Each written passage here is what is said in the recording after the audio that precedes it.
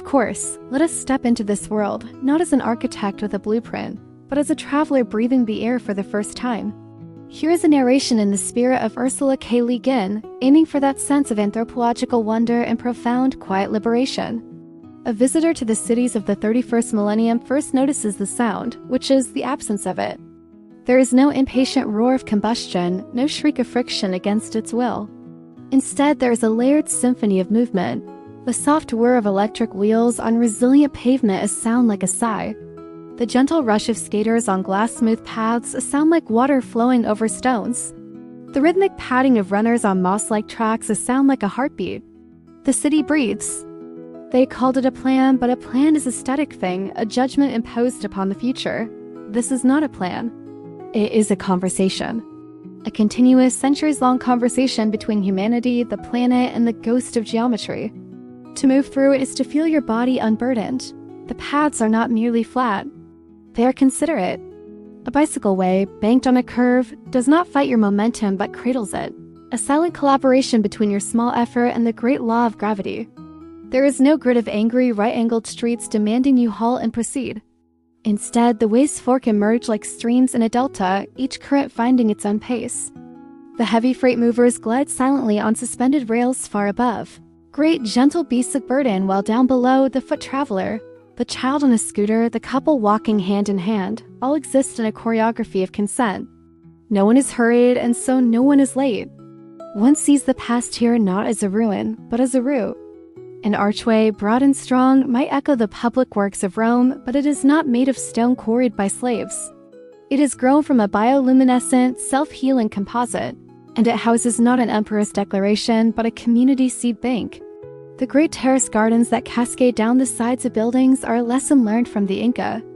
A way of wedding structure to the land so gracefully that one cannot tell where the building ends and the hillside begins.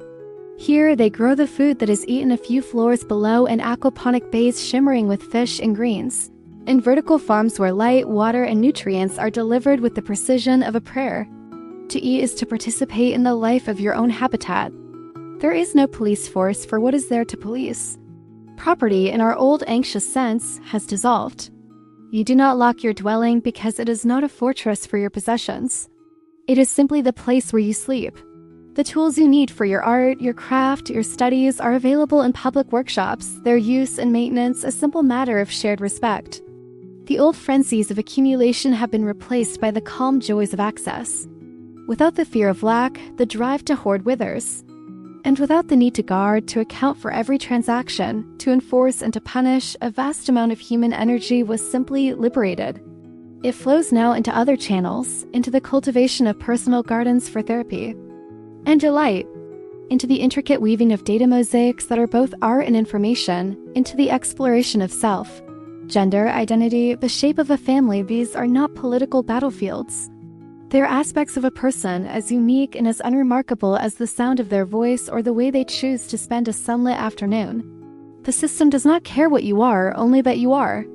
Its single purpose, woven into its quantum core, is to provide the stable, abundant ground on which any life can flourish. This city's mind, if it can be called that, is not a ruler. It is a listener. A vast, silent, quantum intelligence observes the flow of everything, the path of water, the distribution of sunlight, the migration of resources, the desires of its people, not through the intrusive lens of a camera, but through the aggregate data of use. It thinks in multiple dimensions, in polar and Cartesian coordinates at once, seeking not control, but harmony. The way a forest mycelial network redistributes nutrients to where they are most needed, the system subtly adjusts, adjusts, and facilitates. It is less a government and more a planetary gardener. To live here is to feel the psychic weight of millennia of conflict fall away. It is to trust. To trust the path to be clear, to trust the fruit to be nourishing, to trust your neighbor because their well-being is intrinsically tied to your own. This is not a perfect, static utopia. It is a dynamic, living system, constantly learning, changing, and growing, much like the bamboo groves that give it both strength and flexibility. The people who built this did not believe they had found the final answer. They simply believed against all the dark evidence of their history that a better question could be asked. And in the quiet, generative, and deeply free life of these cities, one feels the resonance of that beautiful, ongoing question.